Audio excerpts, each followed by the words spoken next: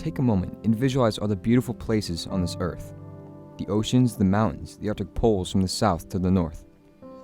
The great barren deserts, the wide boundless plains, the dense mysterious jungles. It is astounding these places still remain after us humans have usurped and left a stain on the natural beauty that these places obtained. It is astounding to think how lucky we are as humans to inhabit this earth, and yet we seem to overuse and underappreciate all of its worth. All of the anthropogenic pollution and activities have limited many animals of their liberties and abilities, and now it's our responsibility to take action and combat this changing world. From the Arctic to the jungles, it's what these animals deserve. Through the carbon emissions and the deforestation, we are slowly pushing this world towards its expiration. Globally, average concentrations of CO2 reached 405 parts per million in 2017. That's up from 400 in 2015. Now you're probably thinking to yourself, well, what does this mean? Well, the abundance of CO2 in the atmosphere causes the temperature to rise, having the Earth be heated to a historical high.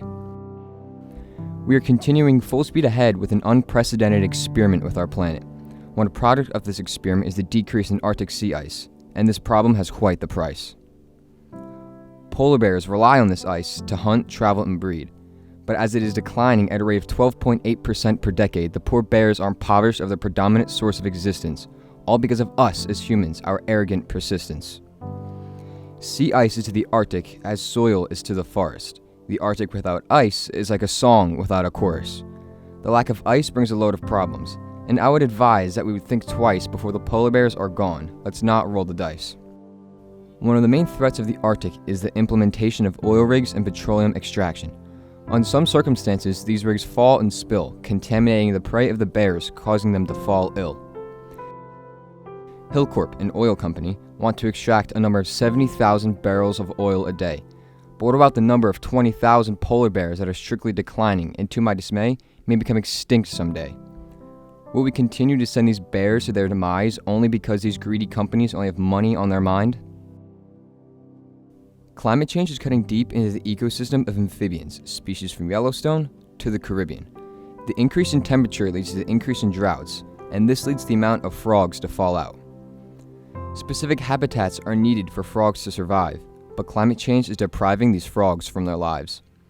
Some species need certain plants and temperatures to lay eggs, but with the abnormal heat, the frogs' tails are between their legs. Out of 15 species studied by American researchers, it was predicted over half could become extinct within 100 years. If climate change isn't acted upon and doesn't disappear, we could be saying goodbye to these little pioneers.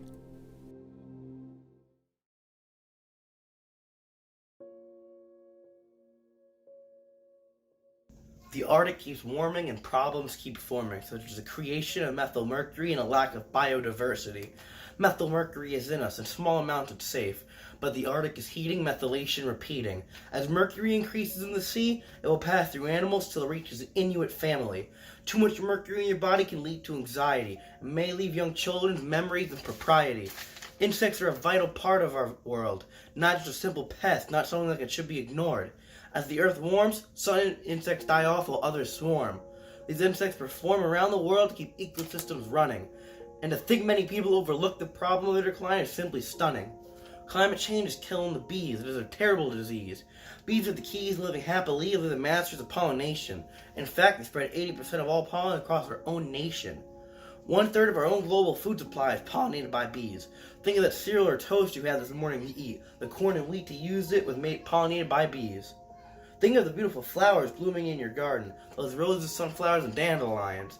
Those flowers wouldn't be there without the help of the little bugs, black and yellow hair. The planet is heating, life is fleeting, climate change is something we should be defeating. We should be learning. Instead, the world is burning. People who deny commit the ultimate crime. The ice is melting. As the earth heats up, the sea levels rise unrelenting. What do? How can we conserve when the ice is gone and the polar bears have no home to lose? We can expect the degradation of freshwater systems, loss of valuable soils, increased erosion, decreased agricultural yields, increased insect infestation, and spread of infectious diseases.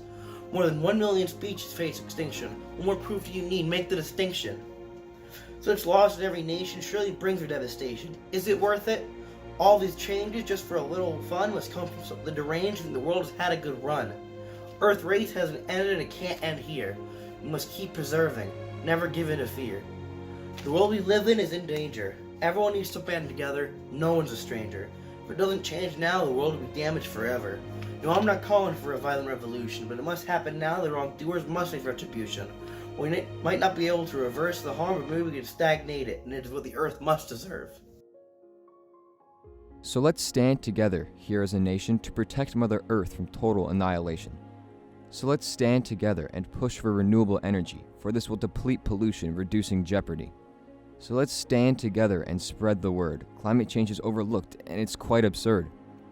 So let's stand together to rethink and rearrange, for we must rise up for the world and rise up to slam climate change.